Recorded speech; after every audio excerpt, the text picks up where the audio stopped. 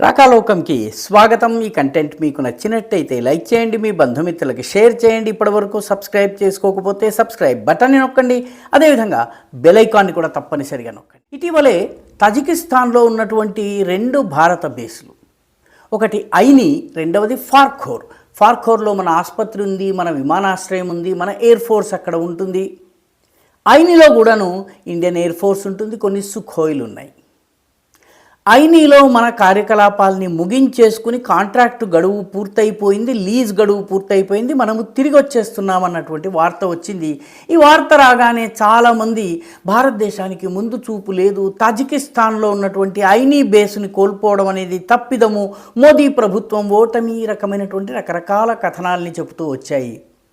ఇప్పుడు తాజాగా వెలువడుతున్నటువంటి వార్తలను విన్న తరువాత వాళ్లకు మోదీ ప్రభుత్వపు అసలు గేమ్ అర్థమైంది. ఐనీ నుంచి విత్డ్రా అయినటువంటి మన సైన్యం కానీ, మన సుఖోయిలు కానీ, ఇవన్నీ కూడాను భారత్కి రాలేదు, పాకిస్తాన్కి పశ్చిమాన ఉన్నటువంటి ఆఫ్ఘనిస్తాన్లోని బగ్రామ్ ఎయిర్ బేస్కి వెళ్ళాయి.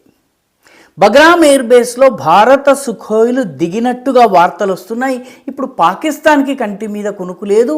అమెరికా వంటి అనేక దేశాలకు ఆశ్చర్యం కలుగుతోంది. ప్రపంచంలో 57-58 ముస్లిం దేశాలుండగా ఆఫ్ఘనిస్తాన్లోని ఇస్లామిక్ తాలిబాన్ పాలకులు భారతదేశానికే బగ్రామ్ ఎయిర్పోర్టుని ఇవ్వాలని నిర్ణయించుకోవడం ఒక వింత అయితే, ఐనీ నుంచి నేరుగా సుఖోయిలు వెళ్ళి బగ్రామ్లో దిగడము, ఇది పాకిస్తాన్ యొక్క మొత్తం గేమ్ ప్లాన్ని దెబ్బతీసేటటువంటి పరిణామం.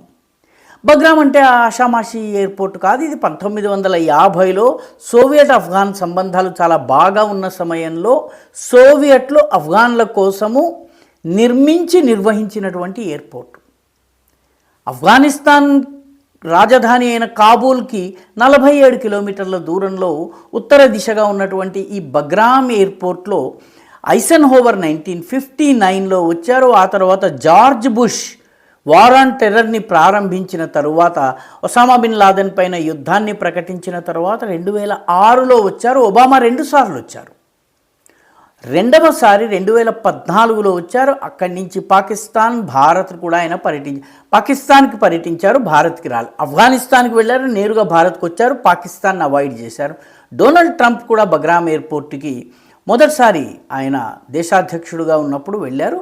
ఒసామా బిన్ లాదెన్ని పాకిస్తాన్లోని అబ్బతాబాద్లో చంపిన తరువాత అతని శవాన్ని తీసుకొచ్చి బగ్రామ్ ఎయిర్ బేస్లోనే ఉంచి అక్కడి నుంచి దానిని తీసుకెళ్లి సముద్రంలో పారేశారు.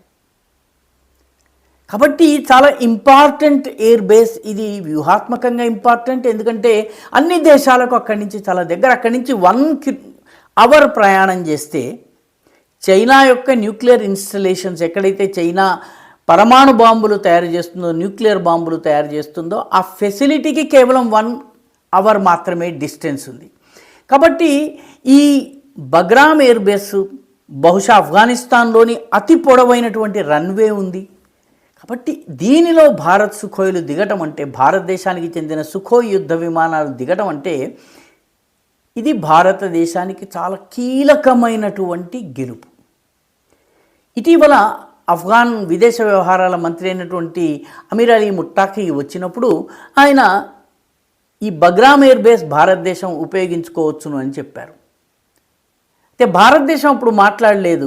ఇటు ఐనీ నుంచి విత్డ్రా కావడము, అటు బగ్రామ్లో దిగడం జరిగింది. బగ్రామ్లో కేవలం మన సుఖోయిలు దిగవు, మన కమ్యూనికేషన్ వ్యవస్థ వస్తుంది, మన రెడార్లు వస్తాయి, మనకు సంబంధించినటువంటి ఎయిర్ డిఫెన్స్ మెకానిజమ్స్ వస్తాయి, మనకు సంబంధించినటువంటి మిసైళ్ళు ఉంటాయి. కాబట్టి పాకిస్తాన్కు పశ్చిమ దిశ నుంచి కూడా ఇప్పుడు సమస్యలు ప్రారంభమైనాయి. 2860 కిలోమీటర్ల పొడవైనటువంటి డ్యూరండ్ రేఖ ఏదైతుందో, ఈ రేఖలో ఇప్పటికే దక్షిణాన బలూచులు, ఉత్తరాన ఆఫ్ఘాన్లు పాకిస్తాన్ని చికాకు పెడుతున్నారు. పాకిస్తాన్ లోపల కేపీకే ఖైబర్ పఖ్తూన్వాలో, అదేవిధంగా దక్షిణ పంజాబ్లో తహరీకే తాలిబాన్ పాకిస్తాన్ చికాకు పెడుతోంది.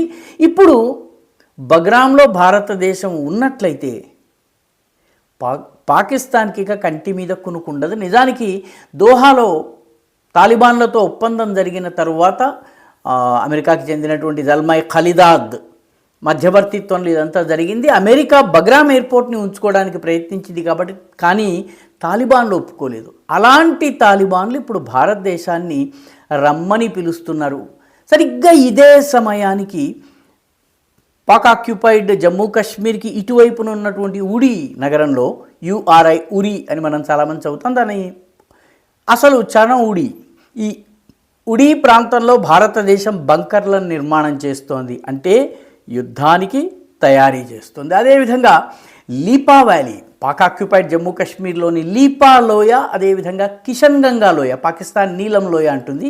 ఈ రెండు లోయల్లో కూడాను ఉగ్రవాద శిబిరాలపైన భారత్ దాడులు చేసింది. వీటిని రాకాలోకంలో ఈ సంఘటనల్ని కవర్ చేయడం జరిగింది. సరిగ్గా ఇదే సమయానికి భారతదేశము 3 కీలకమైనటువంటి అంటే notification to all air men, ఈ ప్రాంతాల్లో మేము యుద్ధానికి సంబంధించినటువంటి తయారీలు చేస్తాం, మీరు దయచేసి మీ విమానాల్ని ఈ దారిలోకి రానివ్వకండి అని చెప్పి ఒక నోటిఫికేషన్.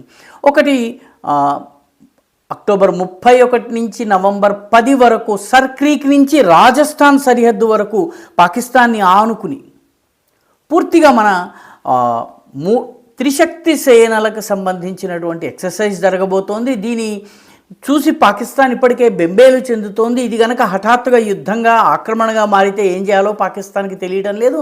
అదే సమయంలో ఢిల్లీ నుంచి ఆగ్రా, మథురా వరకు మరొక నోటాంని ఇష్యూ చేయటం జరిగింది. 3వ నోటాంని చాలా ముఖ్యంగా బంగ్లాదేశ్ సరిహద్దు దగ్గర నవంబర్ 3 నుంచి నవంబర్ 18 వరకు జారీ చేయటం జరిగింది. ఇది బంగ్లాదేశ్కి ఒక హెచ్చరికలాగా, ఎందుకంటే బంగ్లాదేశ్ ఇటీవలి కాలంలో కొద్దిగా తోకదాడిస్తుంది. భారతదేశపు మ్యాప్ని బంగ్లాదేశ్లో అంతర్భాగంగా చూపించి మాట్లాడటము, పాకిస్తాన్ ISIని పిలిపించటము.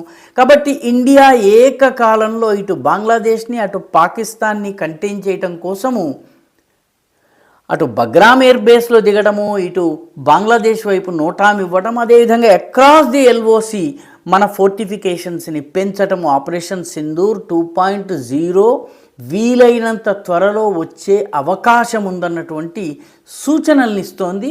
ఈసారి గనక జరిగితే యుద్ధము వేరేలా ఉంటుందని ఇప్పటికే మన ఆర్మీ చీఫ్ చెప్పారు. కాబట్టి ఏం జరుగుతుందో చూద్దాం. ప్రస్తుతం పాకిస్తాన్కి మాత్రం కంటి మీద కునుకు లేదు. ఈ వీడియో మీకు నచ్చినట్టయితే లైక్ చేయండి, షేర్ చేయండి, ఈ ఛానల్కు సబ్స్క్రైబ్ చేయండి. మీ అభిప్రాయాన్ని కమెంట్ల రూపంలో తప్పనిసరిగా పంపించండి.